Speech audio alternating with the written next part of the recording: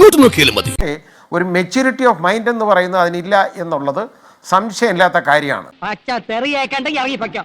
കാരണം അല്ലെങ്കിൽ ഇത് ഈ ലൈസോൾ എടുത്ത് കുടിച്ച് ആത്മഹത്യ ചെയ്യാൻ ശ്രമിക്കുമോ?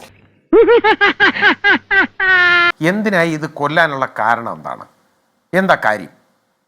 ഇയാളെ ഒഴിവാക്കണം. അവസാനമായിട്ട് ചോദിക്കേണ്, കൊഴിഞ്ഞു പോവാൻ പറ്റുമോ ഇല്ലയോ? ഒഴിവാക്കുക എന്ന് പറഞ്ഞു കഴിഞ്ഞാൽ ഇയാൾ പോകത്തില്ല, നിവർത്തിയില്ലാതെ വന്നു. അങ്ങനെയാണ് അത് ഞാൻ മനസ്സിലാക്കിയേക്കുന്നത്. മുൻകോപിയാ, ചെറിയ മൂലക്കുറിന്റെ അസ്കിതണ്ടേ, അതൊന്നും പ്രശ്നമാക്കണ്ട. അതിന് സംശയമൊന്നുമില്ല. പക്ഷേ എല്ലാ മർഡറിനും നമുക്ക് വധശിക്ഷ കൊടുക്കാൻ പറ്റത്തില്ല. ഇത് ഞാൻ വധശിക്ഷ കൊടുത്ത കാര്യം മാത്രമേ പറഞ്ഞുള്ളൂ, ഇതിനെ ശിക്ഷിക്കേണ്ടെന്ന് ഞാൻ പറഞ്ഞിട്ടില്ല. വലിയ ഡയലോഗ് വേണ്ട. 14 ദിവസങ്ങൾ എന്ന് പറയുന്നത് ഓരോ ഇഞ്ചിഞ്ചായി കോശങ്ങളിൽ ഓരോ ആന്തരികാവയവും അഴുകി, ഓരോ ആന്തരികാവയത്തിലും ചോര പറ്റി, ലിംഗാഗ്രത്തിൽ മൂത്രമിറ്റി ഒരു മനുഷ്യൻ അനുഭവിക്കാവുന്ന നരകയാതനയുടെ പരമാവധി അനുഭവിച്ച് മരിച്ചു പോയതാണ്. ആ വേദനയ്ക്ക് മുകളിലാണോ സാർ അങ്ങ് പറഞ്ഞ എന്തെങ്കിലും ന്യായം? ഒരു പട്ടിയെ കൊന്നാൽ ചോദിക്കാൻ മനുഷ്യരുള്ള ഈ രാജ്യത്ത് ഒരു മനുഷ്യനെ കൊന്നാൽ ചോദിക്കാൻ ഒരു പട്ടിയും വരില്ല എന്ന വിശ്വാസം എവിടെ നിന്ന് വന്നു? ഞാൻ പറഞ്ഞത്, അതായത് അയാൾക്ക് വേദനയുണ്ടായില്ലെന്ന് ഞാൻ പറഞ്ഞില്ല. എല്ലാ കൊലപാതകങ്ങളിലും ആളുകൾക്ക് വേദന ഉണ്ടാവും, മരിക്കുന്നവർക്ക്.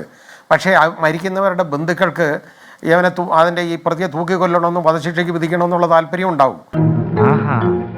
അത് നിനക്ക് നേരത്തെ അറിയാമായിരുന്നു, ഏകദേശം അറിയായിരുന്നു.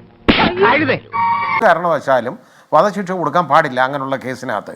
ഇത് ഞാൻ പറഞ്ഞത് ഈ സാഹചര്യങ്ങൾ, ഈ കുട്ടി ചൂണ്ടിക്കാണിച്ച സാഹചര്യങ്ങൾ മിറ്റിഗേറ്റിംഗ് സർക്കംസ്റ്റാൻസ് ആവും, അതിന് സംശയമൊന്നുമില്ല. വക്കീല പറഞ്ഞിട്ട് എന്താ കാര്യം? ബോധം വേണം, ബോധം. ക്ഷമിക്കണം, എനിക്കൊരല്പം ബുദ്ധിമോശം മാവിൽ പറ്റിപ്പോയി. ഇവൻ എവിടെങ്കിലും പോയ അടി ഉറപ്പല്ലേ? അപ്പോൾ 22 വയസ്സുകാരി, ശരിയാണ്, ഇതൊക്കെ റിസർച്ച് ചെയ്ത് കണ്ടുപിടിച്ചു, ഇതൊക്കെ നോക്കി, അതൊക്കെ ഡിജിറ്റൽ തെളിവുകൾ അതിനുണ്ട്, അതൊക്കെ ശരി. അതിന് കൺവിക്ഷന് ഞാൻ ഒരു കുറ്റവും പറയുന്നില്ല. കൺവിക്ട് ചെയ്യണം. ഒരു കാരണവശാലും ഇങ്ങനെയുള്ള ഒരു കേസിനകത്ത് ഇത് പെൺകുട്ടിയായപ്പോൾ നമുക്ക് ഒരുപാട്